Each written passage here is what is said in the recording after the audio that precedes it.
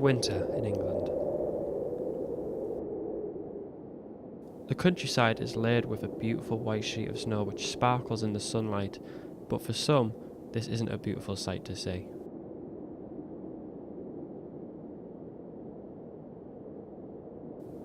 As the days become shorter and the nights become colder, it's not only us finding it difficult to stay warm and protected in the winter.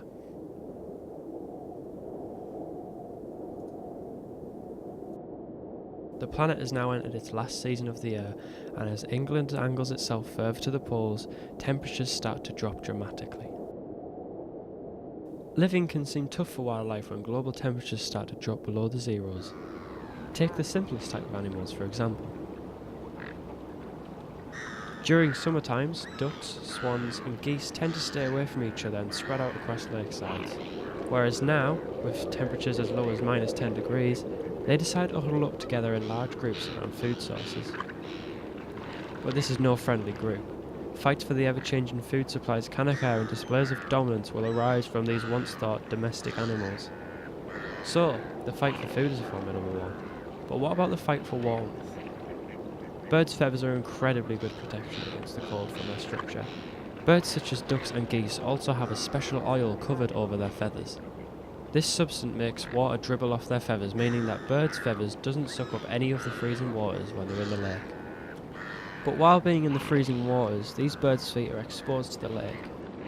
Their feet have a counter-current heat exchange running through their veins. In their legs, their veins are very close to each other, meaning that when warm blood gets to the feet, the cold blood is heated up by the neighbouring veins, which is carrying the warm blood.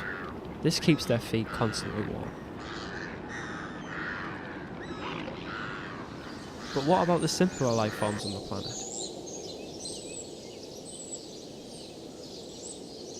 The plant world. You would think that not having warm blood would mean keeping warm would be an obsolete, but it is a must for the plant's survival. Plants are at high risk when temperatures drop below freezing. Events such as crystallization can occur which can seriously hinder the plant's health and in most cases will cause death.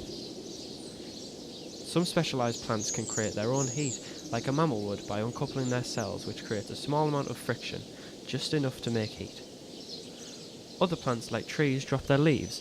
This is because water is held in the leaves, and if they were to freeze, it would harm the tree.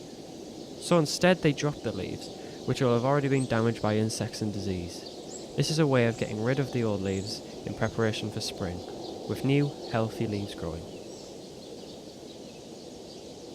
So when you sat warm and cosy in front of your fire, remember, life's not too cold.